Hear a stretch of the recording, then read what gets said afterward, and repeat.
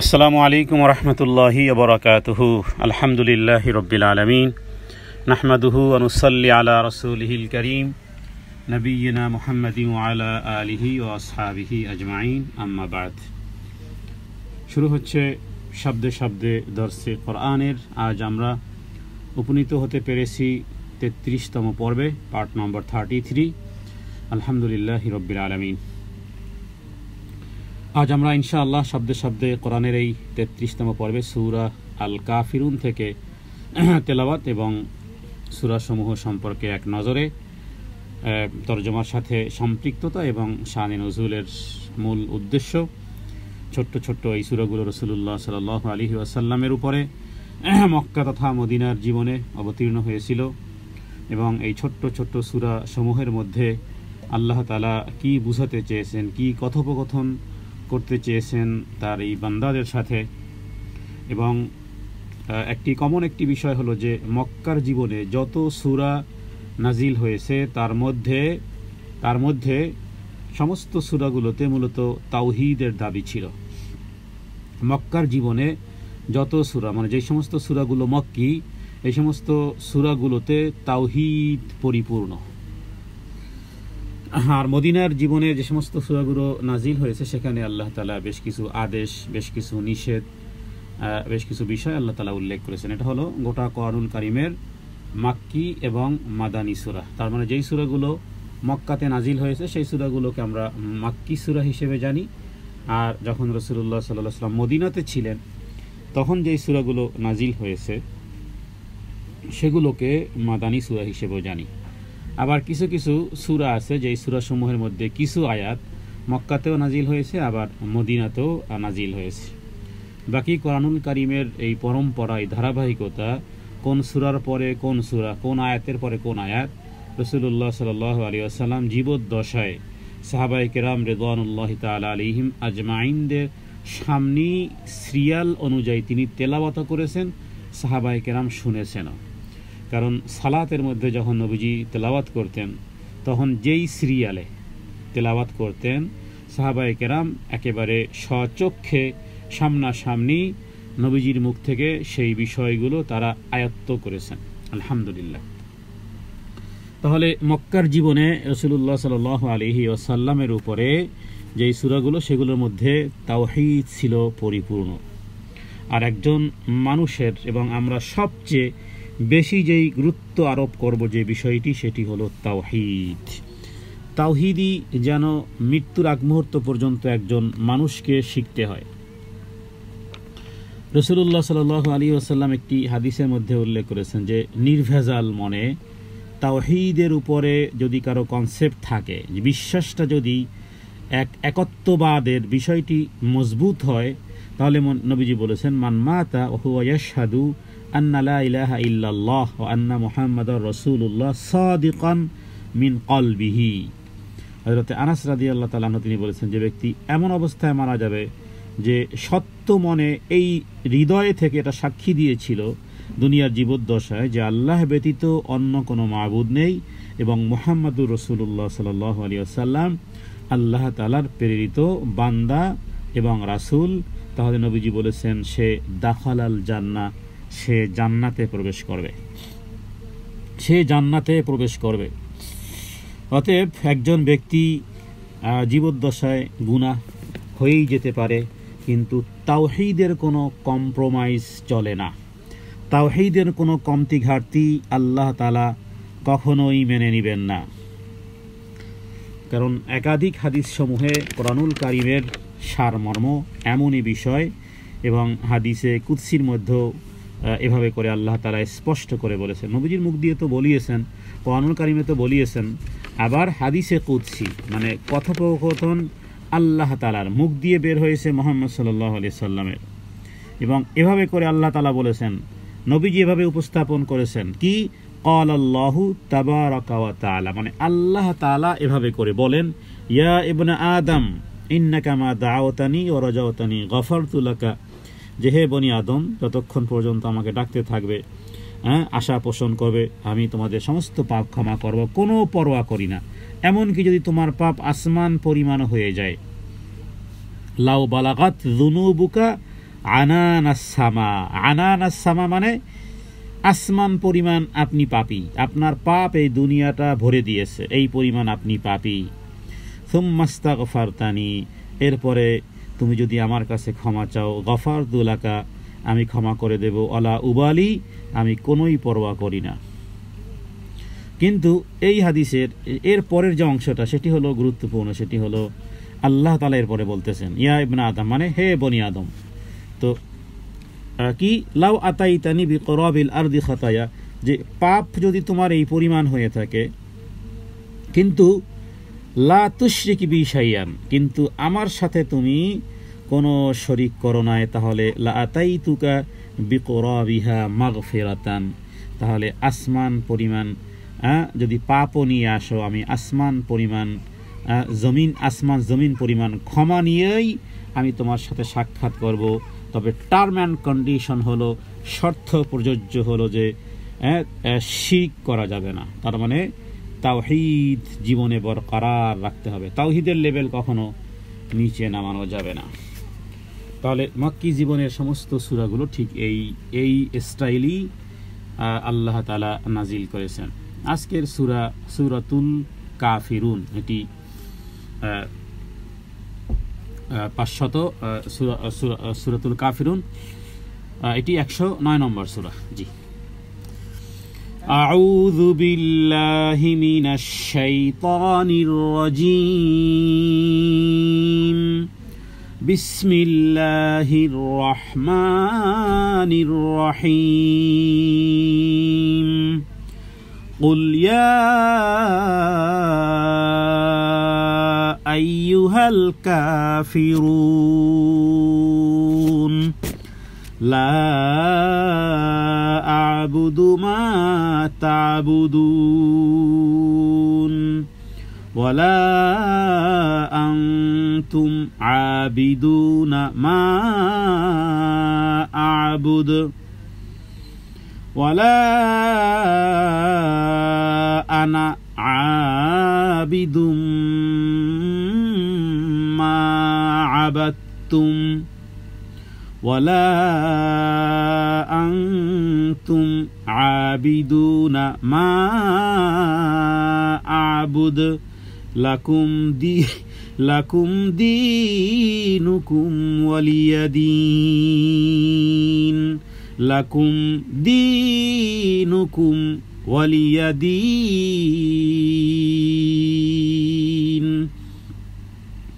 আল্লাহ তাআলা এখানে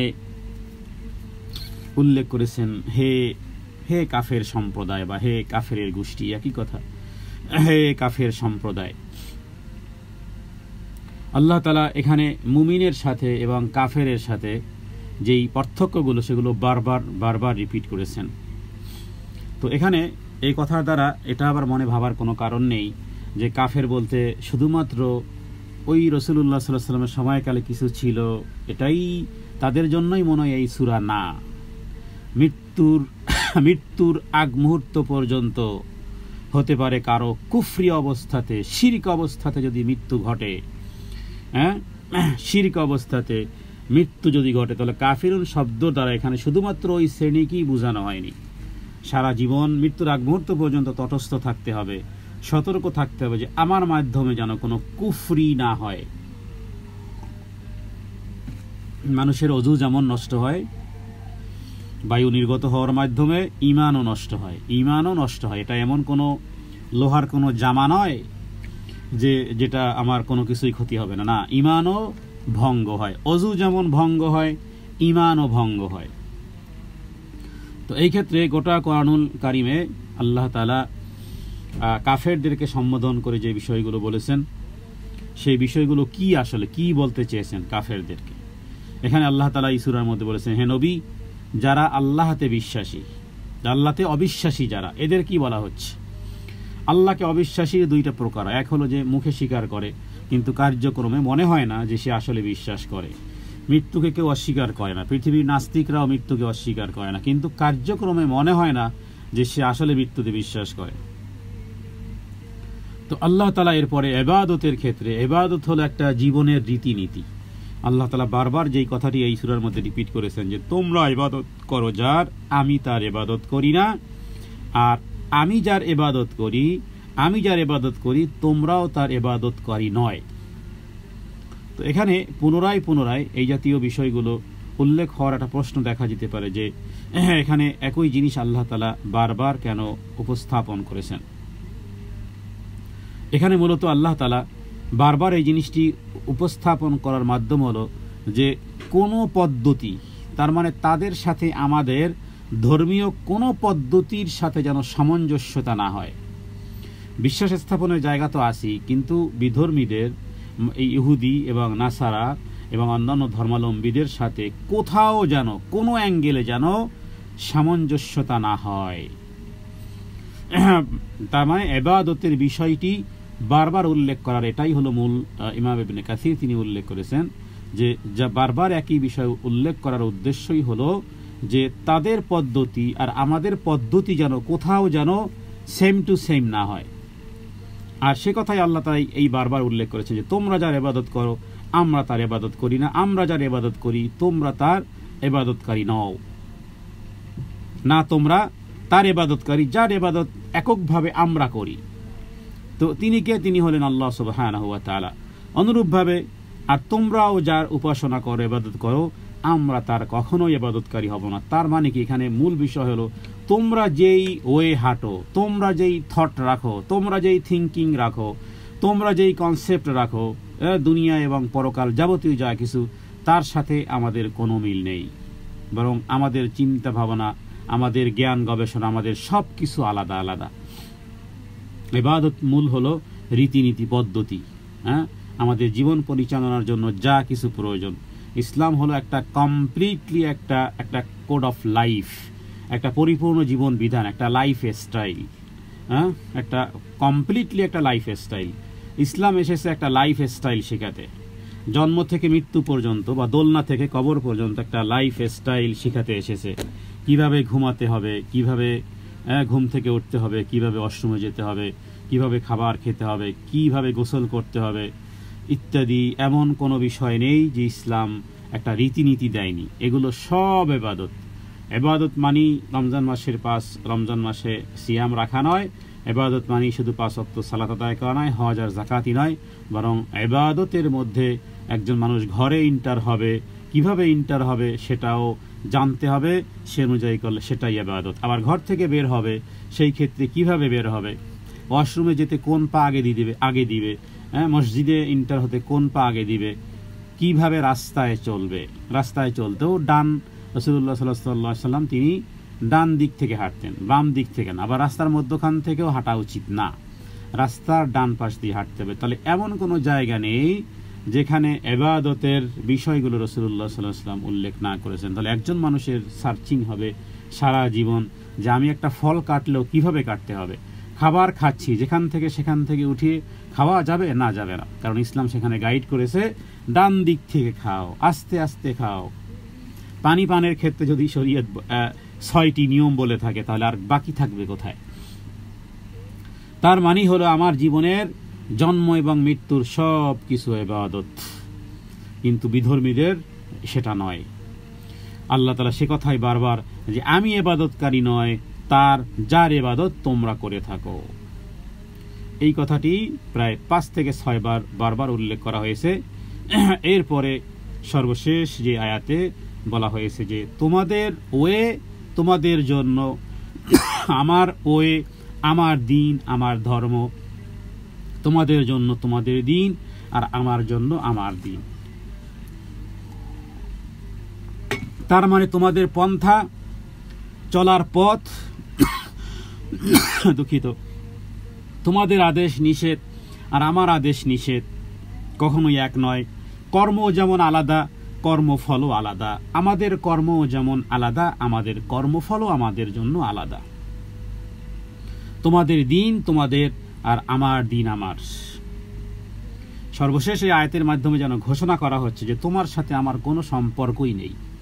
এই আয়াতটি মানে এরকমের যে ইহুদি খ্রিস্টান বিধর্মীদের সাথে দুনিয়াবি ব্যবসা বাণিজ্যে 50-50 করা যেতে পারে, কিন্তু শরীয়তের বিষয়ে বা কোনো রসম রেওয়াজ করো, রীতিনীতি পালনের ক্ষেত্রে কমপ্লিটলি উল্টো হতে হবে। এই লাকুম দীনুকুম ওয়ালিয়া দীন মানে এরকমের, যে তোমার অবস্থান আর আমার অবস্থান যেন মাশরিক আর মাগরিব, পূর্ব এবং পশ্চিমের দূরত্ব। কারণ তোমার কর্মফলের হিসাব তুমি দিবে, আমার কর্মফলের হিসাব আমি দেব। তোমার দিন আলাদা, আমার দিন আলাদা, এখানে কোনো রকমের সম্পৃক্ততা নেই। অনেকে বেশি উদার মনে করে, কেউ যদি মনে করে যে না তাদের ধর্মীয় অনুষ্ঠানেও আমার যাওয়া উচিত, এ বিষয়ে সালাফরা এত কঠোরতা ছিল সুবহানাল্লাহ। তারা আসলে কোরআনুল কারীমের সমস্ত আয়াতগুলো তারা অনুধাবন করেছেন। আপনি হয়তো মনে করতেছেন একটু ফ্লেক্সিবল হওয়া উচিত, একটু স্বাভাবিক হওয়া উচিত, অসুবিধা কি, আমি মনে প্রাণে ওগুলোকে বিশ্বাস করি না, কিন্তু একটু দেখা সাক্ষাৎ হলো, একটু তাদের সাথে একটু সৌজন্যমূলক না হলো না। ধর্মীয় কাজে সৌজন্যমূলক বিষয়ও কখনোই তাদের সাথে সেই সমস্ত বিষয়ের সাথে সম্পৃক্ত হওয়া যাবে না। এবং বছরের বিশেষ করে এই মেরি ক্রিসমাস ডে অথবা এই হ্যাপি নামে নিউ ইয়ারের যে সমস্ত বিষয়গুলো, এগুলোর সাথে আমাদের কোনো সম্পর্ক নেই, কোনো সম্পর্ক নেই। সমস্ত বিষয়গুলো সম্পর্কে আমাদের সতর্ক হওয়া উচিত। রাসূলুল্লাহ সাল্লাল্লাহু আলাইহি ওয়াসাল্লাম তিনি মুসনাদ আহমদের মধ্যে একটি হাদিসে যে নবীজি, আমি দেখেছি ফজরের 2 রাকাতে সুন্নাত নামাজে নবীজি এবং মাগরিবের 2 রাকাত সুন্নাত নামাজে কি করতেন, এই প্রথম রাকাতে কি পড়তেন, সূরা কুল ইয়া আইয়ুহাল কাফিরুন পড়তেন প্রথম রাকাতে, আর শেষের রাকাতে পড়তেন কুল হুয়াল্লাহু আহাদ। আমরাও মাগরিবের পরে যেই 2 রাকাত সুন্নাত সালাত আদায় করি, সেখানে আমরা এই আমলটি করতে পারি, কারণ এটা রাসূলুল্লাহ সাল্লাল্লাহু আলাইহি ওয়াসাল্লাম এই আমলটি করেছেন। আর সেই সাথে সাথে ফজরের 2 রাকাত সুন্নাতের ক্ষেত্রেও আমরা এই আমলটি করব ইনশাআল্লাহ। প্রথম রাকাতে সূরা কাফিরুন। এমনকি মক্কাতে উমরাতে যারা থাকবেন, মক্কাতে যত সালাত আদায় করবেন, সেখানেও কি করতে হবে, প্রথম রাকাতে সূরা কাফিরুন, দ্বিতীয় রাকাতে সূরা ইখলাস পাঠ করবেন, এটা সুন্নাত। জি, এরপরে দ্বিতীয় সূরা সূরাতুল আন-নাসর। বিসমিল্লাহির রহমানির রহিম। ইযা জাআ নাসরুল্লাহি ওয়াল ফাতহ ওয়া রাআইতান নাসা ইয়াদখুলুনা ফি দীনিল্লাহি আফওয়াজা ফাসাব্বিহ বিহামদি রাব্বিকা ওয়াস্তাগফির ইন্নাহু কানা তাওয়াবা। সূরা আন-নাসর, দেখুন এখানে ছোট্ট একটি সূরা, কিন্তু এই সূরাটির মধ্যে রাসূলুল্লাহ সাল্লাল্লাহু আলাইহি ওয়াসাল্লামকে সুসংবাদ দেওয়া হয়েছে যে হে নবী, আপনি দেখবেন দলে দলে ইসলামের মধ্যে মানুষ প্রবেশ করবে। আল্লাহর সাহায্য এবং বিজয় যখন আসবে, ইসলামের চূড়ান্ত বিজয় যখন আসবে, তখন আপনি দেখবেন যে দলে দলে মানুষ ইসলাম গ্রহণ করবে। এবং এই আয়াত থেকে সাহাবায়ে কেরাম যেটা বুঝেছেন, কারণ প্রত্যেকটা মানুষের জীবনে যে উদ্দেশ্য থাকে, উদ্দেশ্য যখন সফল হয়ে যায়, তখন সেটার প্রয়োজনীয় শেষ হয়ে যায়। বিবাহ বাড়িতে স্টেজ সাজানো হয়, হ্যাঁ, যখন বরকনের বিবাহ হয়ে যায়, অনুষ্ঠান হয়ে যায়, শেষ, এটার প্রয়োজনীয়তা ছিল শেষ, এরপরে প্যান্ডেল ভেঙে শেষ, মানে অনুষ্ঠান শেষ। নবীদের আসার উদ্দেশ্য হলো মানুষকে দ্বীনের দাওয়াত দেওয়া। রাসূলুল্লাহ সাল্লাল্লাহু আলাইহি ওয়াসাল্লামের মাধ্যমে দ্বীনের দাওয়াত আল্লাহ তাআলা পৌঁছিয়েছেন গোটা আরব এবং আজমের মধ্যে। তার মানে যখন দ্বীনের মধ্যে মানুষ দলে দলে প্রবেশ করবে, তখন নবীর প্রয়োজনীয়তা শেষ হয়ে যাবে। আর স্বাভাবিকভাবেই এটার মাধ্যমেই যে নবীজি দুনিয়া থেকে চলে যাবেন, এবং নবীজি মৃত্যুর বিষয়টি এখান থেকে সাহাবায়ে কেরাম তারা বের করেছেন, যে এর মানেই হলো যে নবীজি তার রিসালাতের, ইসলামের সত্যতা, মক্কা বিজয় ইত্যাদির মাধ্যমে মানুষ ইসলামের মধ্যে দাখিল হয়েছে, ঈমান আনার ব্যাপারে প্রতিযোগিতা শুরু করেছে। সমস্ত গোত্রগুলো যারা বিরোধিতা করত, তাদের উপরে জয়লাভ করার মাধ্যমে তারা ইসলাম গ্রহণ করেছে। তাহলে নবীজি যেহেতু জন্মস্থান ছিল মক্কাতে, তার বাসস্থান ছিল, এবং কাফেরেরা হিজরত করতে বাধ্য করেছিল। 8ম হিজরিতে নবীজি মক্কা থেকে মদিনায় হিজরত করেছিলেন। তো তার মাত্র কয়েক বৎসর পরেই নবীজিকে আল্লাহ তাআলা বিজয় দান করেছেন। এখন তৃতীয় আয়াত থেকে আরেকটি বিষয় এসেছে এখানে, যে আল্লাহ তাআলা রাসূলুল্লাহ সাল্লাল্লাহু আলাইহি সাল্লামকে বলেছে যে তোমার ফাসাব্বিহ বিহামদি রাব্বিকা ওয়াস্তাগফিরহু ইন্নাহু কানা তাওয়াবা। এখান থেকে সুন্দর একটা এক্সপ্লেন এভাবে হয় যে দেখুন রাসূলুল্লাহ সাল্লাল্লাহু আলাইহি সাল্লামের হাদিস অনুযায়ী যে মানুষ 60 বছর হলো উম্মতের বয়স। যদি কারো বয়স 40 হয়ে যায়, স্বাভাবিকভাবে গবেষণা এবং বলে যে 40-এর পরে মানুষের যেই উৎকর্ষগুলো থাকে সেগুলো আস্তে আস্তে ডাউন হতে থাকে। মানুষের উদীয়মান যে সমস্ত শক্তিগুলো থাকে 40-এর পরে আস্তে আস্তে ডাউন হতে থাকে। তাহলে 40 বছর কোনো ব্যক্তি যদি হায়াত পেয়ে যায়, 40 বছর কোনো ব্যক্তি যদি হায়াত পেয়ে যায়, সে যেন অনেক বড় হায়াত পেয়েছে। কেন? 40 বৎসরে আল্লাহ তাআলা একমাত্র 2 জন নবী ব্যতীত সমস্ত নবীকে 40 বৎসরে নবুয়ত প্রদানের মাধ্যমে এটাই যে 40 বৎসর হলো এমন একটা বয়স যেই বয়সে পরিপূর্ণতা এসে যায়, দুনিয়ার জীবনের পরিপূর্ণতা এবং নবুয়তের মতন এই মহান দায়িত্ব এবং এই ভার, এই গুরু দায়িত্ব, ওহিবাণী ওহিকে ধারণ করার মতন এই দুনিয়ার মানুষের মধ্যে 40 বৎসর হয়ে গেছে, বাস শেষ। এরপরে আর কোনো অপূর্ণতা নেই এবং নবীদেরকে 40 বৎসরই তাদেরকে নবুয়ত দানে ধন্য করা হয়েছে। 40 বৎসর যে হায়াত পেয়ে গেছে সে যথেষ্ট হায়াত পেয়ে গেছে। এরপরে কি করবে? এরপরে সে যদি 80 বছর 100 বছরও বাঁচে, তার মানে সে এবার মরণের দিকে, তার মানে তার যেন 40 হয়ে গেছে, এবার তার ডাউন। সুম্মা রাদাদনাহু আসফালা সাফিলিন। আল্লাহ তাআলা সূরা 3-এর মধ্যে বলেছেন না যে এরপরে আস্তে আস্তে আস্তে সে নিচের দিকে নেমে আসে। 40-এর পরে স্বাভাবিকভাবেই তার যেই উদ্গ্রীব হওয়া, তার স্বাভাবিক শারীরিক গঠনের যে সমস্ত উৎকর্ষতা বিষয়গুলো সেগুলো আস্তে আস্তে আস্তে আস্তে ডাউন হবে, চোখের জ্যোতি যাবে আস্তে আস্তে, তার হাড্ডি দুর্বল হবে ইত্যাদি। তখন কি করবে? নবীজিকে মৃত্যুর সংবাদ দেওয়ার মাধ্যমে পরবর্তী যেই কাজটি 3 নম্বর আয়াতে বলা হয়েছে যে হে নবী, তোমার রবের প্রশংসার সাথে তুমি গুণগান করবে এবং তার কাছে ক্ষমা চাইবে এবং তিনি হলেন তওবা কবুলকারী। এটা হলো একজন মৃত্যুর আগে, এই দুনিয়াকে বিদায় সালাম জানানোর আগের কাজগুলো। এই দুনিয়াকে বিদায় সালাম জানানোর আগের যে কাজটি সেটি হলো যে যা কিছু হয়ে গেছে এরপরে তুমি কি করো? এবার রবের তাসবিহ পাঠ করো এবং তওবার মাধ্যমে জীবনকে সাজাও। এখান থেকে আরও একটা বিষয় সুন্দর, সেটি হলো যে আল্লাহ তাআলা আমাদের অনেককেই দাওয়াতের কাজ করার তৌফিক দান করেছেন, সোশ্যাল মিডিয়াতে, অনলাইনে, অফলাইনে অথবা প্র্যাকটিক্যালভাবে অনেককেই আল্লাহ তাআলা দাওয়াতের কাজ করার তৌফিক দান করেছেন। অনেকে অনেক গ্রুপের অ্যাডমিন, অনেকে অনেক পেজের অ্যাডমিন, বিভিন্ন চ্যানেলের অ্যাডমিন, যার মাধ্যমে দিনের সম্প্রচার হচ্ছে দিন আর রাত। কিন্তু হতে পারে, আল্লাহ মাফ করো, যে তিনি নিজে দিন প্র্যাকটিসকারী নয়, তার জন্য এখানে ইনফরমেশন আছে। এই কারণে যে রাসূলুল্লাহ সাল্লাল্লাহু আলাইহি সাল্লাম তিনি 63 বছরের জীবনে তিনি দাওয়াতের কাজ তিনি সমস্ত জায়গাতে তিনি পৌঁছিয়েছেন। নিজে যেমন দাওয়াতের কাজ পৌঁছেছেন, আবার নিজেও দিন প্র্যাকটিস করেছেন এই পরিমাণ যে রাতে তিনি দাঁড়াতে দাঁড়াতে তার পা মুবারক পর্যন্ত ফেটে যেত। হযরত আয়েশা সিদ্দিকা রাদিয়াল্লাহু তাআলা আনহা জিজ্ঞেস করেছেন যে ইয়া রাসূলুল্লাহ, আপনার আগের এবং পরের তো সমস্ত গুনাহ মাফ, তারপরও আপনি কেন এত বেশি কষ্ট করে ইবাদত বন্দি করেন? নবীজি বলেছেন, হে আয়েশা, আফালা নাকুন আবদান শাকুরা। এই সূরার মধ্যে আলাদা করে রাসূলুল্লাহ সাল্লাল্লাহু আলাইহি ওয়াসাল্লামকে যেই রবের প্রশংসা এবং তাসবিহ পাঠ এবং তওবার কথা বলা হয়েছে, মূলত আসলে পৃথিবীতে যেই ব্যক্তি হোক না কেন, দিনের যতই কাজ করুক না কেন, তিনি দিনের কাজ করবেন, সাথে সাথে দিন প্র্যাকটিসকারীও হবেন।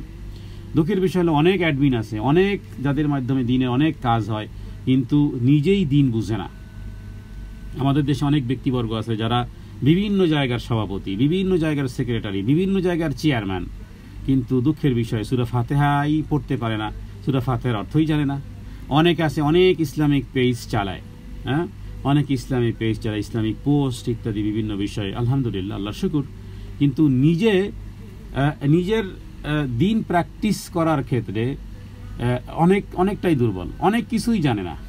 এই যে বললাম, সূরা ফাতিহাই ঠিকমতো হয়তো বা সে পড়তে পারে না, বিশুদ্ধভাবে অর্থসহ পড়তে পারে না, কিন্তু তার মাধ্যমে ইসলামিক অনেক সম্প্রসারণ হচ্ছে না। এটা করা যাবে না। বরং দ্বীনের প্রচার এবং প্রসার যেভাবে করে রাসূলুল্লাহ সাল্লাল্লাহু আলাইহি ওয়াসাল্লাম করেছেন, আবার তিনি দিন নিজেও সারা রাত, কখনো কখনো পুরো রাতের 1/3 যেটা সূরা মুজাম্মিলে আল্লাহ বলেছেন।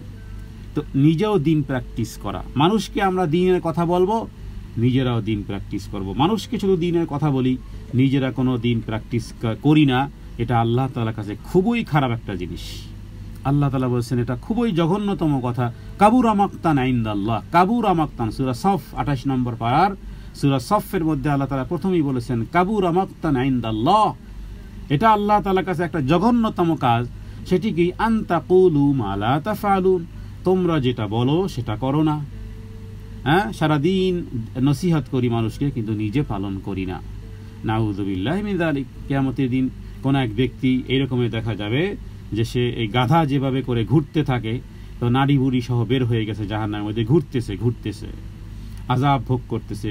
সবাই দেখবে যে এই ব্যক্তি তো আমাদেরকে দ্বীনের নসিহত করত। হতে পারে সে একজন আলেম, হতে পারে সে একজন মুফতি, হতে পারে সে একজন আল্লামা, হতে পারে সে একজন দাঈল আল্লাহ। সবাই বলবে যে কি ব্যাপার ভাই, কি ব্যাপার আপু, আপনার মাধ্যমে তো আমরা দিন শিখেছিলাম, আপনার মাধ্যমে আমরা ধর্ম জেনেছিলাম, তো আপনার এই অবস্থা কেন? তখন সে বলবে যে আমি তোমাদেরকে দ্বীনের কথা বলতাম ঠিকই, কিন্তু নিজে পালন করতাম না। নাউযু বিল্লাহি মিন যালিক, নাউযু বিল্লাহি মিন যালিক, নাউযু বিল্লাহি মিন যালিক। অন্যকে দ্বীনের কথা বলি, ধর্ম উপদেশ দেই, নিজে পালন করি না, জঘন্যতম কাজ। কাবুরা মাকতান ইনদাল্লাহ, আল্লাহ তাআলার কাছে এটা জঘন্যতম। আনতাকুলু, যা তোমরা বলো, মা লা তাফআলুন, সেটা করো না। দেখুন এই ছোট্ট সূরাটির মধ্যে 2 পার্ট। প্রথম পার্টে আল্লাহ তাআলা নবীজির বিজয় দান, মানে নবীজির মিশন এবং ভিশন কমপ্লিট। দ্বিতীয় অংশে হে নবী সময় হয়েছে চলার, এবার কি হবে? আস্তাগফিরহু ফাসাব্বিহ বিহামদি রাব্বিকা ওয়াস্তাগফিরহু ইন্নাহু কানা তাওয়াবা। রবের প্রশংসা সহ তার পবিত্রতা মহিমা ঘোষণা করুন, তার কাছে ক্ষমা প্রার্থনা করুন, তিনি তওবা কবুলকারী। আল্লাহ তাআলার কাছে প্রার্থনা করি, হে আল্লাহ। এবং এই আয়াতটি নাজিল হওয়ার পরে নবীজি কিন্তু বেশ কিছু দোয়া পড়তেন, যেগুলো আমরা রুকুতে এবং সেজদাতে যেইগুলো পড়তে পারি, যেমন সুবহানাকা আল্লাহুম্মা রাব্বানা ওয়া বিহামদিকা আল্লাহুম্মা গফির। আপনি যদি সুবহান রাব্বিল আযীম নাও পড়েন, এটাও যদি পড়েন এনাফ। কিন্তু সুবহান রাব্বিল আযীম ছোট্ট দোয়া যেহেতু, অতএব ওটা পড়ে নিলেন, এরপরে এটা পড়লেন, এটা বেস্ট হবে। সুবহান রাব্বিল আলার পরিবর্তে আপনি যদি এই অন্য দোয়াও পড়েন সেটাও হবে। তবে যেহেতু সেটাও হাদিসে বর্ণিত, সুবহানাল্লাহি ওয়া বিহামদিহি আস্তাগফিরুল্লাহ ওয়া আতুবু ইলাইহি, এগুলো হাদিসের শব্দ। সুবহানাল্লাহি ওয়া বিহামদিহি এগুলোও হাদিসের শব্দ। তো এগুলো রুকুতে এবং সেজদাতে বেশি করে পড়া। রাসূলুল্লাহ সাল্লাল্লাহু আলাইহি ওয়াসাল্লাম এই সূরাটি নাজিল হওয়ার পরে প্রত্যেক সালাতের পরেও নবীজি এই দোয়াগুলো পড়তেন, এবং শেষ বয়সে বেশি বেশি করে এই দোয়াটি পড়তেন, সুবহানাল্লাহ ওয়া বিহামদিহি আস্তাগফিরুল্লাহ ওয়া আতুবু ইলাইহি। সুবহানাল্লাহ, আল্লাহ তাআলার অতি প্রশংসা করলেন, অবিহামদিহি আরও প্রশংসা, এরপরে আস্তাগফিরুল্লাহ আপনি ক্ষমা চাইলেন, ওয়া আতুবু ইলাইহি যেন তওবা করে ফেললেন। ছোট্ট 4টা শব্দের মধ্যে দেখেন সব কিছু এসে গেছে। মুসনাদ আহমদের মধ্যে এবং ইমাম মুসলিম এই প্রসঙ্গে হাদিস রয়েছে। তাহলে সুবহানাল্লাহি ওয়া বিহামদিহি আস্তাগফিরুল্লাহ ওয়া আতুবু ইলাইহি। সুবহানাল্লাহি ওয়া বিহামদিহি কে না জানে বলেন? সবাই আমরা জানি সুবহানাল্লাহি ওয়া বিহামদিহি, সুবহানাল্লাহিল আযীম, এটা আমরা জানি। তো এখানে শুধুমাত্র সুবহানাল্লাহি ওয়া বিহামদিহি। কেউ যদি 100 বার সুবহানাল্লাহি ওয়া বিহামদিহি পাঠ করে, প্রত্যেকটি পাঠের মাধ্যমে জান্নাতে তার জন্য গাছ লাগানো হবে। আপনারা জানেন যে জান্নাতের একটা খেজুর কত হাত? 11 হাত লম্বা।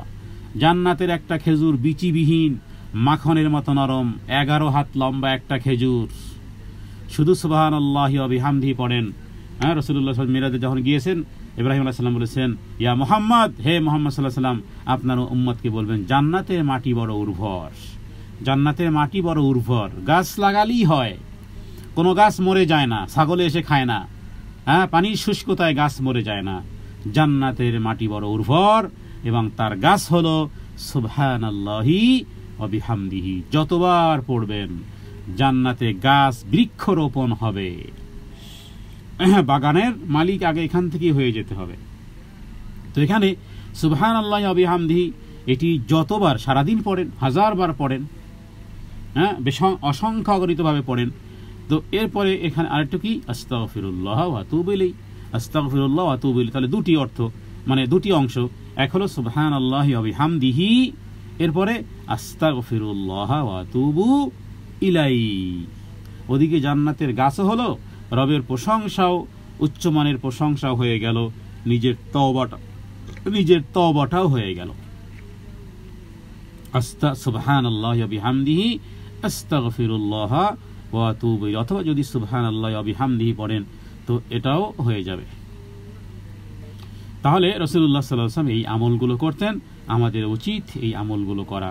আর এই সূরা থেকে যেই কয়েকটি বিষয় উল্লেখ করা হলো, যে দুটি পার্টের একটা পার্ট এরকমের যে আমরা যেমন দ্বীনের দাওয়াতের কাজ করব, নিজেরাও পালন করব।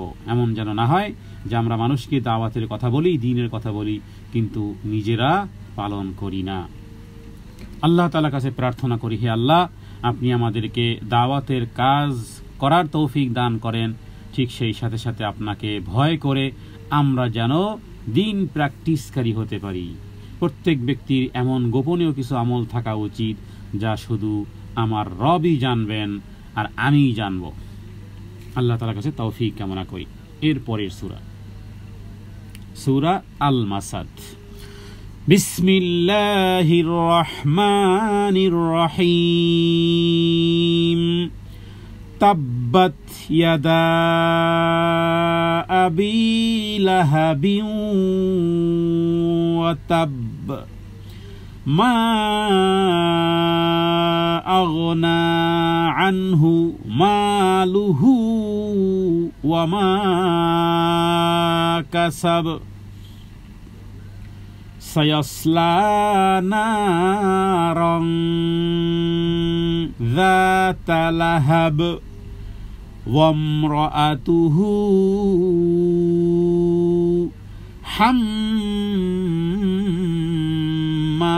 হাম্মালাতাল হাতাব, ফি জিদিহা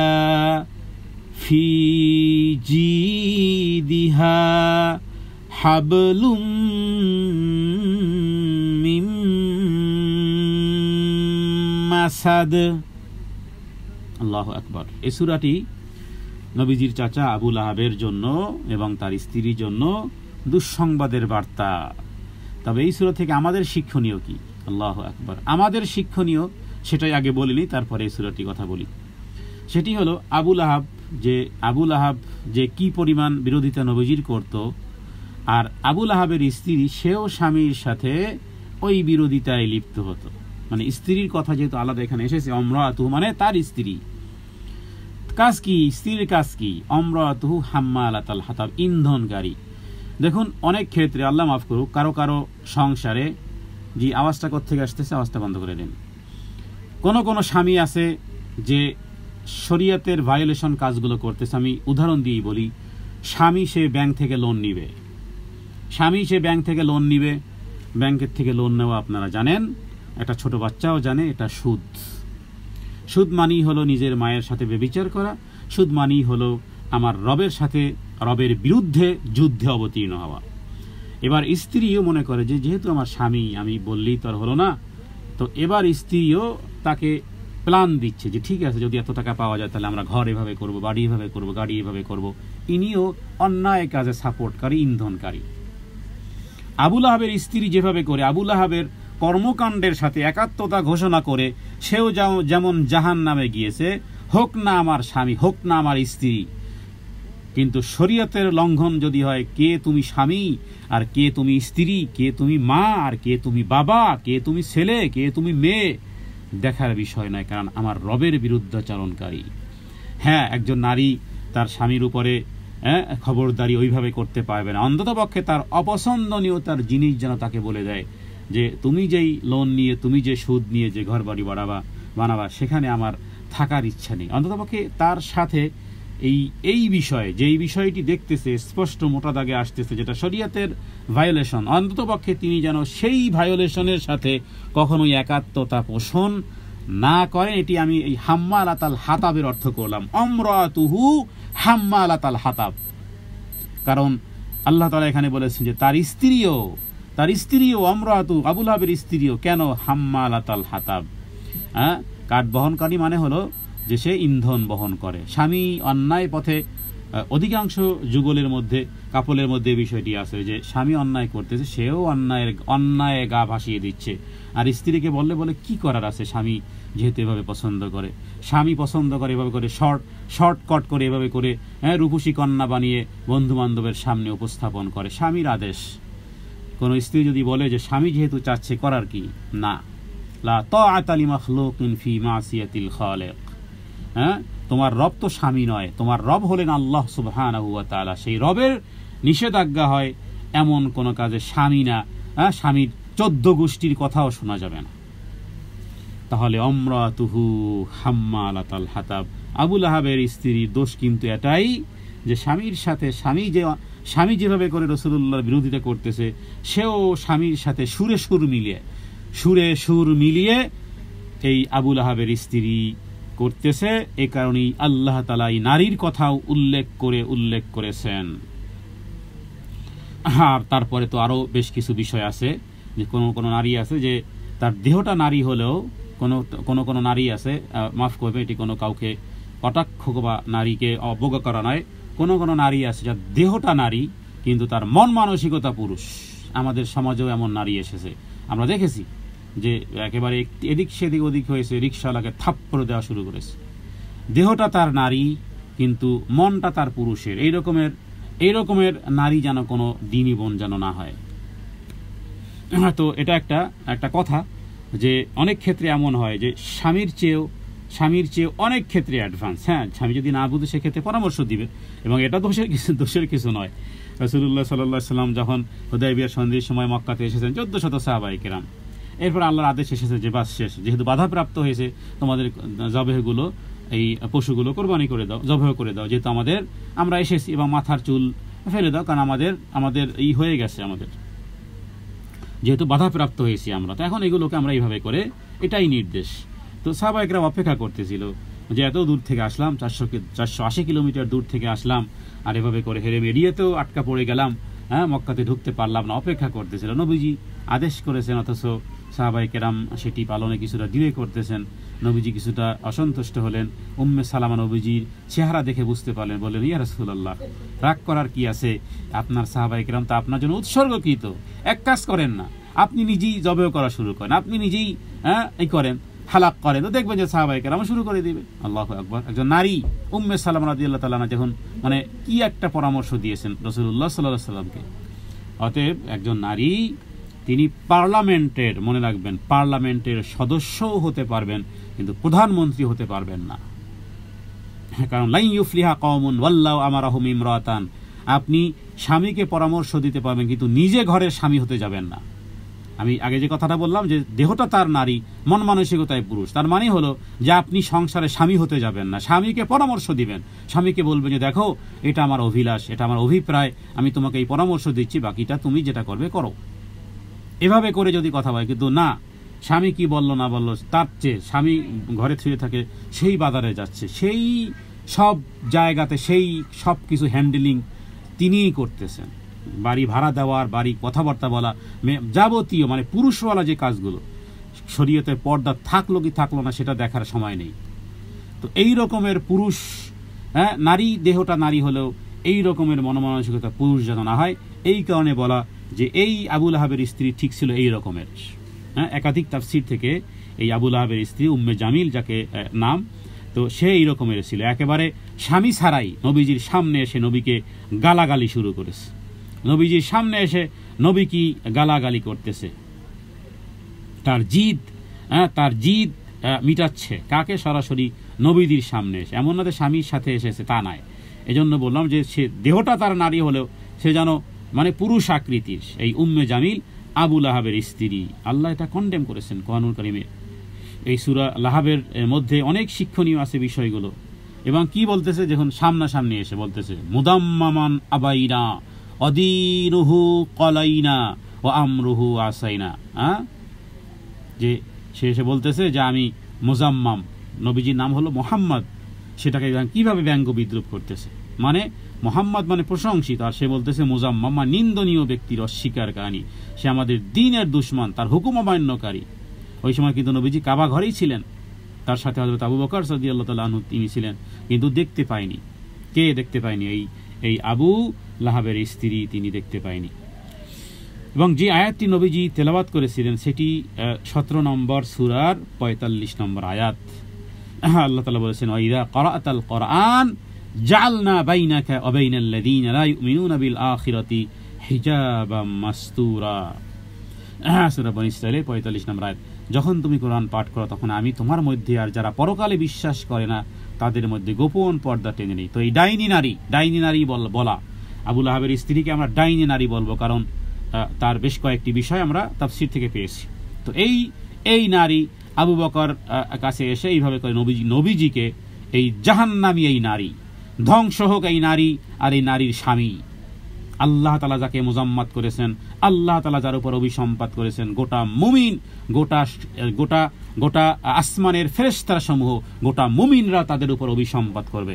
আবু জেহেল, আবু লাহাব, উতবা ও তাইবা, যারা রাসূলুল্লাহ সাল্লাল্লাহু আলাইহি ওয়াসাল্লাম কষ্ট দিয়েছিল, আমার বাবার দুশমনকে আমরা ক্ষমা করতে পারি, আমার মায়ের দুশমনকে মায়ের দুশমনকে আমরা ক্ষমা করতে পারি, বাট রাসূলুল্লাহ সাল্লাল্লাহু আলাইহি ওয়াসাল্লামের দুশমনী অবস্থায় যারা দুনিয়া থেকে চলে গেছে এদের উপরে আল্লাহর লানত বর্ষিত হোক, এদের কবরের আযাবকে আরো দীর্ঘায়িত করুক। তো আবু লাহাবের স্ত্রী এভাবে করে রাসূলুল্লাহ সাল্লাল্লাহু আলাইহি ওয়াসাল্লামের সামনে এসে এইভাবে করে বলতেছিল, তবে সে দেখতে পায়নি। কে? আবু লাহাবের স্ত্রী নবীকে দেখতে পায়নি।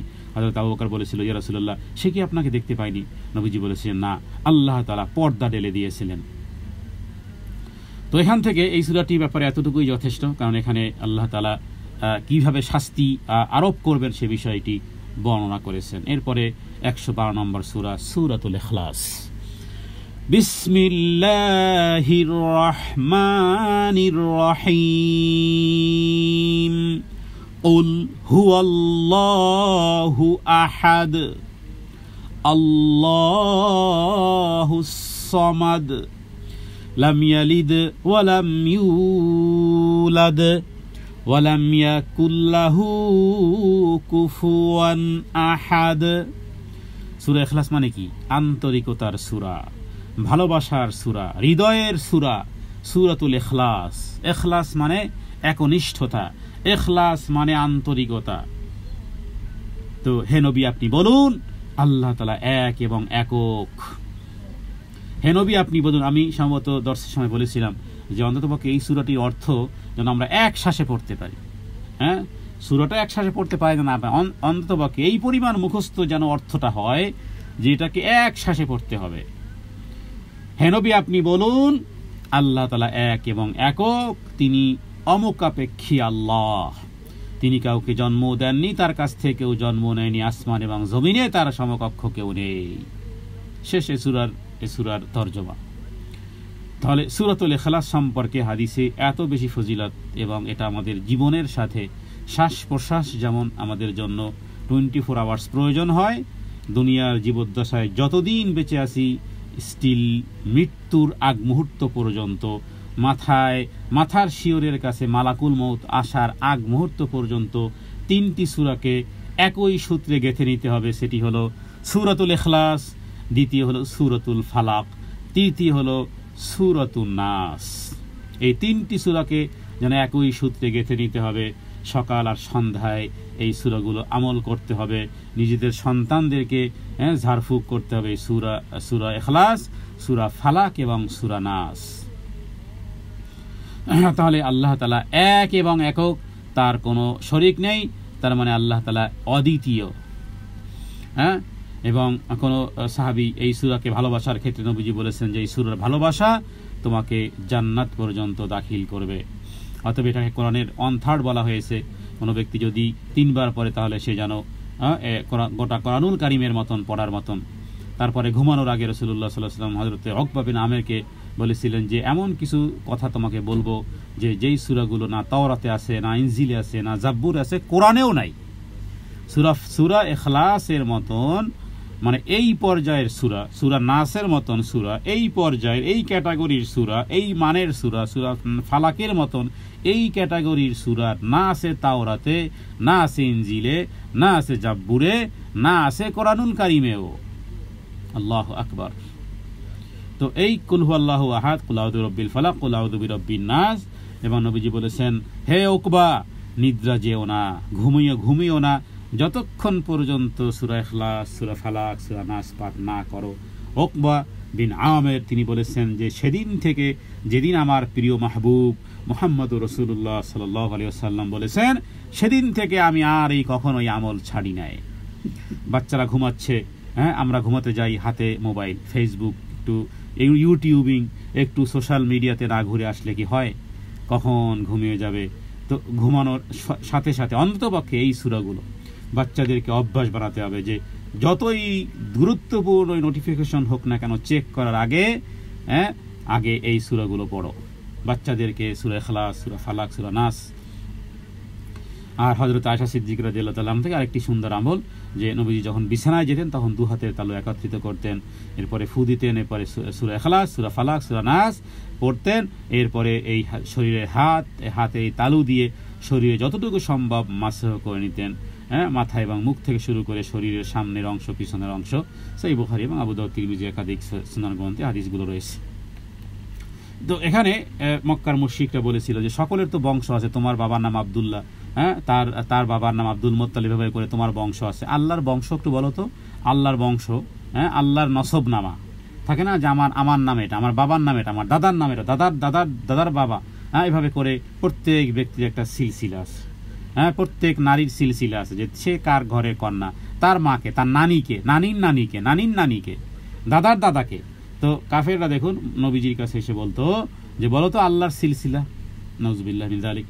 তো রাসূলুল্লাহ সাল্লাল্লাহু আলাইহি ওয়াসাল্লামের উপরে এই সূরা ইখলাস নাজিল হয়েছে যে আল্লাহর বংশ পরিচয় জানতে চাও, আসো, কুল হুয়াল্লাহু আহাদ আল্লাহুস সামাদ লাম ইয়ালিদ ওয়া লাম ইউলাদ ওয়া লাম ইয়াকুল লাহু কুফুয়ান আহাদ। তোমরা প্রশ্ন করতেছো, শোনো, আল্লাহ হলেন একক এবং অদ্বিতীয়, তার কোনো সমকক্ষ, সাদৃশ্য, স্ত্রী, সন্তান, অংশীদার কিছুই নেই, একত্বই তার মাঝে নিহিত, আর তাই তিনি পূর্ণতার অধিকারী, অদ্বিতীয় এবং সুন্দর সুন্দর নামসমূহ, শ্রেষ্ঠ গুণাবলী শুধুমাত্র তারই, আসমান এবং জমিনে তার সমকক্ষ কেউ নেই। এই হলো সূরাতুল ইখলাস। সূরাতুল ইখলাস যদি কেউ 10 বার পাঠ করে তাহলে জান্নাতে তার জন্য একটি ঘর নির্মাণ করা হবে। আমরা যেন সূরা ইখলাসওয়ালা জীবন এবং সূরা ইখলাসকে যেন বারবার পাঠ করতে পারি, সকালে প্রত্যেক সালাতের পরে একবার, এবং ফজরের পরে 3 বার, এবং মাগরিবের পরে 3 বার। এমন কোনো দিন, এমন কোনো রাত, এমন কোনো দিন যেদিন সূর্য উঠেছে, এমন কোনো রাত নয় যেদিন সূর্য ডুবেছে। সূর্য উদীয়মান হওয়া, সূর্য অস্ত যাওয়া, সানসেট অথবা সানরাইজ, আমার জীবনের কোনো দিন আর রাত যেন এমন না হয় যেদিন আমার সাথে সূরা ইখলাস পাঠ করা হয়নি, সূরা ফালাক, সূরা নাস পাঠ করা হয়নি।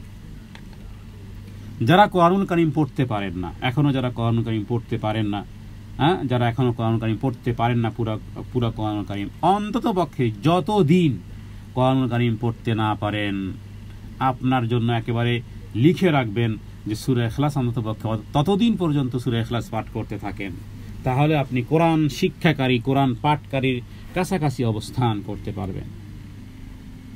কোরআন শিক্ষা করা ফরজ। দলিল ইকরা বিসমি রাব্বিকাল্লাযী খালাক, আমরা পূর্বে কথাগুলো বলেছি। তাহলে এই হলো সূরা ইখলাস, এবং সূরা ইখলাসের মধ্যে যে সমস্ত বিষয়গুলো আছে, আহাদ আছে, as-সামাদ আছে, এই সামাদের বিষয়ে যে তিনি কারো মোকাপেক্ষী নন। তো এই সূরাটির হাদিস শাস্ত্রে এত বেশি ফজিলত, যেটি একটা দীর্ঘ আলোচনা হয়ে যেতে পারে। তো এরপরে এই সূরাটি আমরা পাঠ করব, এবং সেই সাথে সাথে এই সূরার সাথে এটি হলো তাওহীদের সূরা, এটি হলো তাওহীদের সূরা। এমন যেন না হয় সূরা ইখলাস তো পাঠ করি কিন্তু শিরিক করে যাচ্ছি, না। অনুরূপভাবে এই সূরার সাথে সম্পৃক্ত একটা দোয়া আছে, যে দোয়াটাকে বলা হয় ইসমে আজম। যে কোনো এক ব্যক্তি এভাবে করে দোয়া করতেছিল, আল্লাহুম্মা ইন্নী আসআলুকা বিআন্নী আশহাদু আন্না লা ইলাহা ইল্লাল্লাহ ইল্লা আনতা আল আহাদ আস-সামাদ আল্লাযী লাম ইয়ালিদ ওয়া লাম ইউলাদ ওয়া লাম ইয়াকুল লাহু কুফুয়ান আহাদ। মানে শেষের অংশটা সূরা ইখলাসের মতন।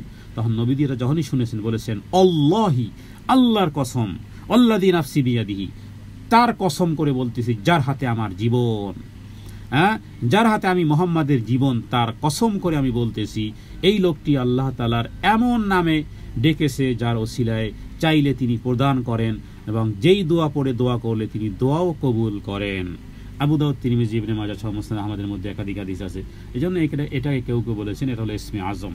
আল্লাহুম্মা ইন্নী আসআলুকা বিআন্নী আশহাদু আল্লা ইলাহা ইল্লা আনতা আল আহাদ আস-সামাদ আল্লাযী লাম ইয়ালিদ ওয়া লাম ইউলাদ ওয়া লাম ইয়াকুল লাহু কুফুয়ান আহাদ।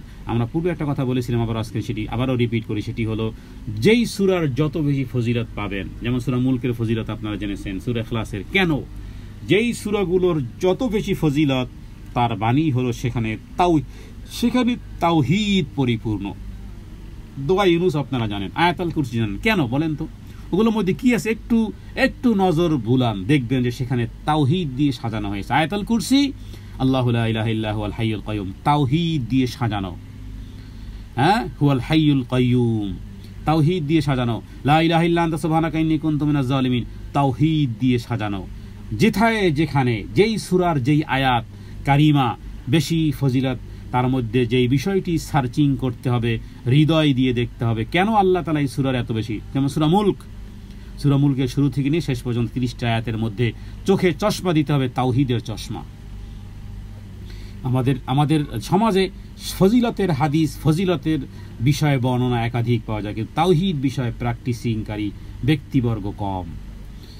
আল্লাহ তাআলা যেন আমাদের সন্তানদেরকে তাওহীদ শিখানোর তৌফিক যেন দান করেন। আমরা গাজীপুরে 6.5 কাঠা জমি খরিদ করেছি। আমরা চাই যে এমন একটা প্রতিষ্ঠান আমাদের জীবদ্দশা যেন শুরু করিয়ে দিতে চাই, তারপরে যারা থাকবে যেন একেবারে আলিফ বা তাসা থেকে যেন তাওহীদ শেখে।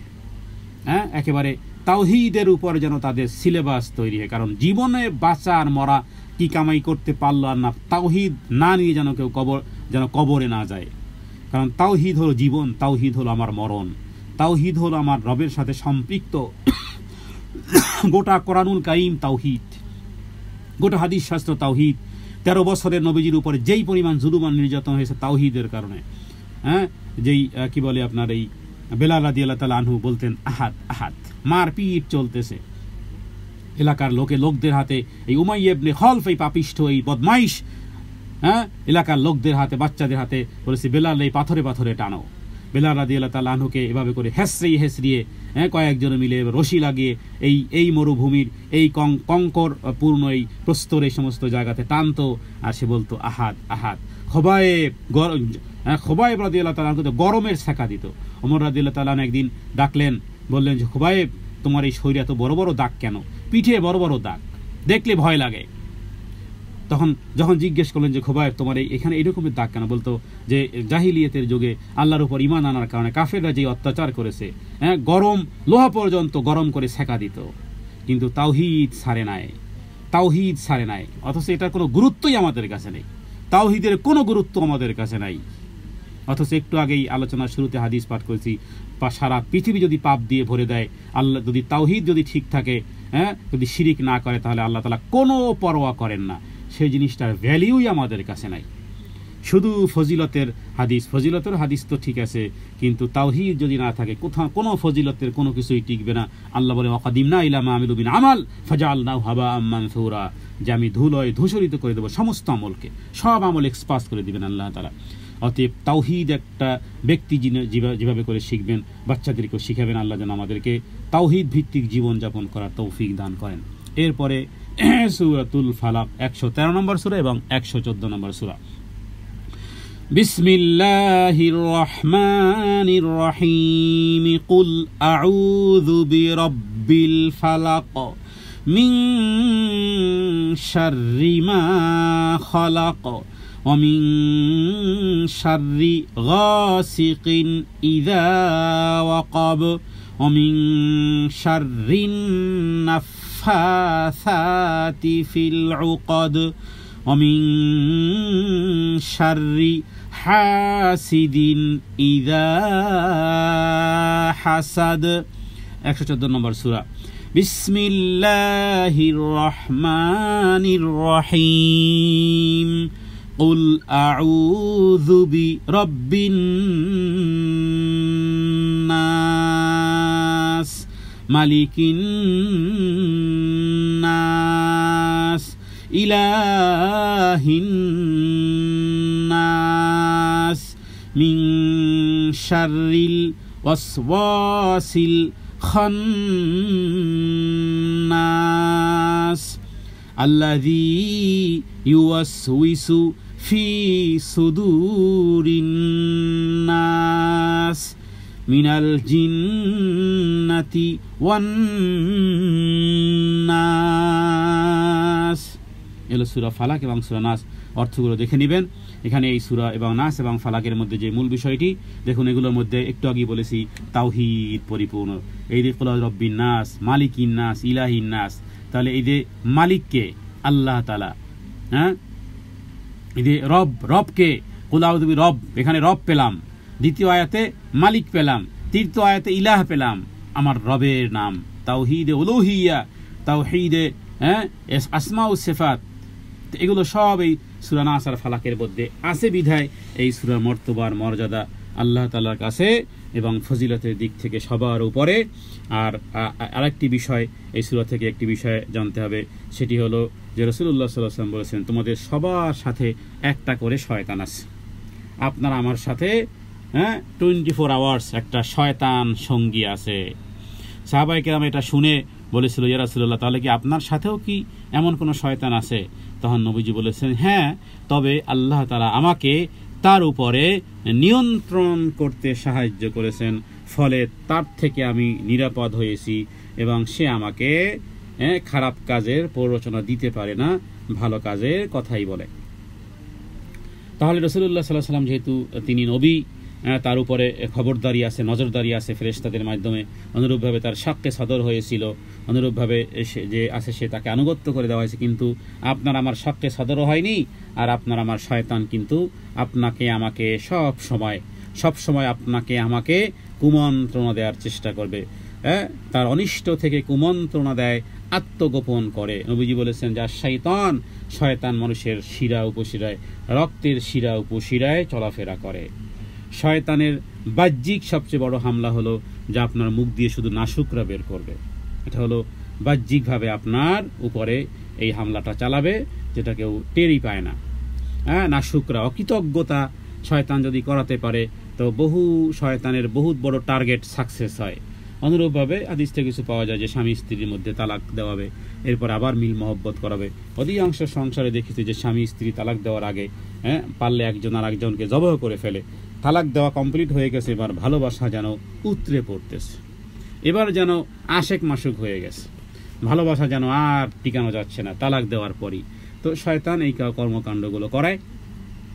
তো এই কারণে শয়তানের এই আত্মগোপন করে সে যে কুমন্ত্রণা দেয়, তার অনিষ্ট থেকে বাঁচার জন্য যেই কাজগুলো করতে হবে হাদিস থেকে, সেটি হলো রাসূলুল্লাহ সাল্লাল্লাহু আলাইহি ওয়াসাল্লাম সুন্নতি জীবনযাপন। তাসবিহ তাহলিল যখন মানুষ পাঠ করে, তখন শয়তান এই হৃদয়ে তখন এই ফুসমন্ত্র বা প্রলোভন বা কুমন্ত্রণা, মানুষের মনে যে বিভিন্ন রকমের প্রলোভন দেয়, যেটাকে ওয়াসওয়াসা বলা হয় ইত্যাদি, যখন আল্লাহর জিকির করা হয় তখন সে স্থান থেকে শয়তান সরে পড়ে। আবার যখন কেউ আল্লাহর স্মরণ থেকে উদাসীন হয়, আবার সে অন্তরে চেয়ে যায়, কারণ ওর তো আর আপনার মতো তার ঘুমের প্রয়োজনীয়তা নেই, আপনার মতন অলস সময়ে থাকার তার সুযোগ নেই। দেখেন না যে আমরা যখনই সালাত আদায় করি তখনই বিভিন্ন রকমের চিন্তা ভাবনা, এমনকি সালাতের রাকাত পর্যন্ত ভুলিয়ে দেয়। ওর কাজ হলো এরকমের, ও কখনো কামান নিয়ে, ও কখনো রাইফেল নিয়ে, বন্দুক নিয়ে আপনার উপর আক্রমণ করবে না। তার জন্য কামান আর রাইফেল জোগাড় করাও কোনো ফায়দা হবে না, বরং আপনি বলুন আউযু বিল্লাহি মিনাশ শাইতানির রাজিম, পড়েন সূরা নাস আর সূরা ফালাক, এটাই তার জন্য অস্ত্র। বিসমিল্লাহ বলেন, শয়তানের চোখ অন্ধ হয়ে যাবে। বেসিনে যে সমস্ত কাজগুলো করা হয় অথবা ওয়াশরুমে যে যাওয়া হয়, দুষ্ট জিন্নাত শয়তানগুলো এই সমস্ত ময়লা জায়গায় থাকে। কাজের শুরুতে বিসমিল্লাহ বলেন, এমনকি ডাস্টবিনে ময়লা ফেলতে গিয়েও বিসমিল্লাহ বলেন, কারণ এটা যেহেতু একটা আস্তানা, ওদের একটা থাকার ঠিকানা, ওয়াশরুম ওদের থাকার ঠিকানা। স্বাভাবিক বেসিনে অনেক সময় খাবার দাবার ময়লা ইত্যাদি, এটা দুর্গন্ধ সৃষ্টি হয়। দুর্গন্ধ আছে যেখানে মাছি আছে সেখানে, দুর্গন্ধ আছে যেখানে শয়তান আছে সেখানে, কারণ দুর্গন্ধের সাথে ওদের একটা সম্পর্ক আছে।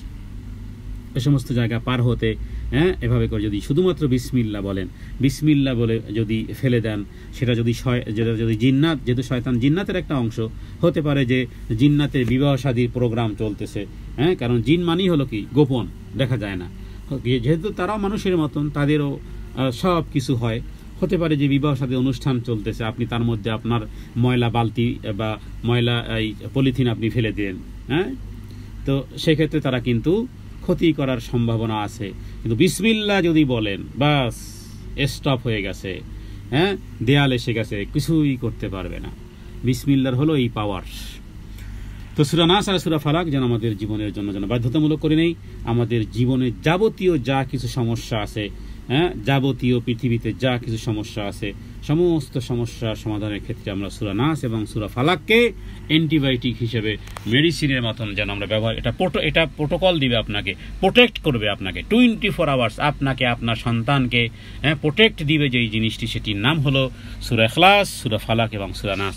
আমরা আজকে যা শুনলাম এবং সে অনুযায়ী যেন আমরা আমল করতে পারি, আমরা রবের কাছে তৌফিক কামনা করি। হে আল্লাহ, ছোট্ট ছোট্ট এই মধুময় সূরাগুলো রাসূলুল্লাহ সাল্লাল্লাহু আলাইহি ওয়াসাল্লাম অবতীর্ণ হয়েছে, যেগুলো পড়তে যতই পড়া যায় অতই যেন স্বাদ আরও বের হতে থাকে। যতই পড়া হয়, হ্যাঁ, সূরা ফাতিহা যতই পড়া হয়, যতই শ্রবণ করা হয়, যেন আরও ভালো লাগে। কখনোই এটা আসে না যে না পড়তে ভালো লাগে না। এটা কোরআনের জীবন্ত মুজিজা। ছোট্ট ছোট্ট এই সূরাগুলো দিয়ে আমরা সালাত আদায় করি, যেন বারবার বারবার পড়তে মন চায়। অর্থ শব্দে করা, শব্দে শব্দে কোরআনের অর্থ মানেই হলো যে আপনি এবার ইন্টার হবেন ভিন্ন একটা জায়গাতে। সারা জীবন শুধু মৌখিক পড়েছেন না, এবার হৃদয়ে থেকে পড়বেন, হৃদয়ে থেকে বোঝার চেষ্টা করবেন যে আমি কি বলতেছি, কাকে বলতেছি, কেন বলতেছি ইত্যাদি বিষয়গুলো যখন হৃদয়ঙ্গম করবো, রিয়েলাইজ করব, আল্লাহ তাআলা কোরআনের নূর আমাদেরকে দান করবেন। কোরআন আমাদের সাথী হবে জীবনে, মরণে, কবরে, হাসরে, হ্যাঁ, এবং সব জায়গাতে আল্লাহর সামনে আপনার পক্ষের শ্রেষ্ঠ উকিল। আপনার পক্ষে কিছু বলতে হবে না, আপনি বি কোয়াইট, নো প্রবলেম। কোরআন কথা বলবে। নবীজি বলেছেন, আল কোরআন হুজ্জাতুল্লাকা আও আলাইক, কোরআন তোমার সপক্ষের দলিল হবে, হয় সপক্ষে দলিল হবে, তোমার পক্ষে কথা বলবে অথবা বিপক্ষে বলবে। কোরআনের পক্ষে কথা বলার জন্য কোরআনের সাথে থাকুন। ওসমান রাদিয়াল্লাহু তাআলা আনহু তার বিষয় ছিল এই রকমের যে কোরআনের সাথে থাকা। তার দোয়াও ছিল এরকমের যে কোরআনের সাথে আল্লাহ রাখেন। আল্লাহ তাআলা তার দোয়াকে কবুল করেছেন। মৃত্যুর আগে যখন তাকে হত্যা করা হয়, তিনি ওই দিন রোজা ছিলেন, কোরআনুল কারীম নিয়ে পড়তে বসেছিলেন। কোরআনুল কারীম খোলাই ছিল, শরীরের রক্ত ফিনকি দিয়ে কোরআনুল কারীমের সাথেই লেগে গেছে। তাহলে কোরআনুল কারীমই কথা বলবে ওসমান হত্যার ব্যাপারে। ওসমান রাদিয়াল্লাহু আনহু বলার প্রয়োজনীয়তা নাই। কোরআনকে সে ভালোবেসেছে, কোরআনও তাকে ভালোবেসেছে। এটা মাখলুক নয়, কোরআন কোনো মাখলুক নয়। কোরআনের সাথে সম্পৃক্ত হন, কোরআন আপনার ব্যাপারে কথা বলবে, কোরআন কথা বলবে। এটা কোনো মাখলুক নয়, এটা কালামুল্লাহ। 24 আওয়ার্স কোরআনের সাথে ভালোবাসার সম্পর্ক গড়েন। হ্যাঁ, কোরআনের মহব্বত হৃদয়ে জায়গা দেন। সব মহব্বতকে, দুনিয়ার সব মহব্বতকে ছেড়ে দিয়ে কোরআনের মহব্বত হৃদয়ে জাগ্রত করেন। আর আপনি যখন কোরআনের অর্থ না বুঝবেন তখন মহব্বতটা আসবে না। ব্যবসায় মানুষ যখন লাভ হওয়ার বিষয়টি জানে তখন সে সেখানে চেষ্টা করে। কোরআনুল কারীমের এই ছোট্ট ছোট্ট সূরা সমূহ থেকে আমরা শুরু করেছি। আল্লাহ যেন গোটা কোরআনুল কারীমকে শব্দে শব্দে আমরা যেন এই দর্শের মাধ্যমে, হ্যাঁ, আল্লাহ তাআলা যতদিন প্রয়োজন হয় আল্লাহ যেন আমাদেরকে সুস্থতা, নিয়ামত দেন, সুযোগ দান করেন। গোটা কোরআনুল কারীমের শব্দে শব্দে অর্থের মাধ্যমে আমরা যে পণ্ডিত হয়ে যাব, আমাদের সব কিছু জেনে নেব না। এটার উদ্দেশ্য হলো যে হে আল্লাহ, কোরআনের সাথে সম্পৃক্ত হয়েছি, ভুল ভ্রান্তি যত যাই হোক না কেন, তুমি আমাদেরকে কোরআনওয়ালা উম্মত যেভাবে করে বানিয়েছো, কোরআনওয়ালা উম্মত যেভাবে বানিয়েছো, আমাদেরকে কোরআনওয়ালা বানাও। কোরআনের ভালোবাসা পাওয়ার জন্য আমরা কোরআন নিয়ে পড়াশোনা করতেছি, কোরআন নিয়ে আলোচনা করতেছি, শব্দে শব্দে কোরআনের দর্শ আমরা শুরু করেছি। হে রব, কমতি ঘাটতি তুমি জানো, কমতি ঘাটতিকে দূরীভূত করে আমাদেরকে কোরআনের সাথী বানিয়ে দাও, কোরআনের ধারক বাহক বানিয়ে দাও। কোরআন আমাদের পক্ষের ওকালতি, কোরআন আমাদের পক্ষে সুপারিশ যেন হয়। ঠিক এই রকমের কোরআন আমাদের সাথে আর আমরাও কোরআনের সাথে, আল্লাহ তাআলা অঙ্গাঅঙ্গিভাবে এভাবে কোরআনের সাথে এই সম্পৃক্ততা, কোরআন যেন হয় চোখের জ্যোতি, কোরআন যেন হয় হৃদয়ের অনুভূতি, কোরআন যেন হয় হৃদয়ের বসন্ত, কোরআন যেন হয় সান্ত্বনা, কোরআন যেন হয় দুঃখ দুর্দশার সান্ত্বনা, কোরআন যেন হয় আমার মুখের কথা, কোরআনের সুর যেন আমার হৃদয়ের শান্তি, কোরআন কেন্দ্রিক যেন আমার দিন আর রাত আর 24 আওয়ার্স, প্রত্যেকটা ন্যানো সেকেন্ড যেন আমার কোরআনের মাধ্যমেই যেন আমি যাবতীয় সমস্যা সমস্যার সমাধান যেন করতে পারি। কোরআন আমার দুনিয়ার জন্য, কোরআন আমার কবরের জন্য, কোরআন আমার মৃত্যুর জন্য, কোরআন আমার হাসরের ময়দানে, কোরআন আমার আল্লাহ তাআলার দরবারে দণ্ডায়মান হওয়ার জন্য, জান্নাতুল ফেরদাউস পৌঁছার আগ মুহূর্ত পর্যন্ত এই কোরআনই যেন হয় আমার সবচেয়ে উৎকৃষ্ট বন্ধু, সবচেয়ে উৎকৃষ্ট সাথী, এবং সে যেন হয় আমার রাহবার, সে যেন হয় আমার রাহবার। যে ব্যক্তি রাস্তা চিনে না, পথ চলতে পারে না, নূতন একটা শহরে যায়, নূতন কোনো মেহমানের বাড়িতে যায়, মেহমান যেভাবে করে আসেন, এটা হলো ওয়াশরুম, এটা হলো বেডরুম, এটা হলো এই বেসিন, এটা হলো এখানে, এরপরে বাহিরে নিয়ে যায়, এটা হলো এই রাস্তা, এটা হলো এই বিল্ডিং, এটা হলো ওই ঠিকানা ইত্যাদি, যেভাবে করে গাইড করে কোরআন যেন আমাদেরকে মৃত্যু যেদিন হবে, দুনিয়ার জীবদ্দশায় যেন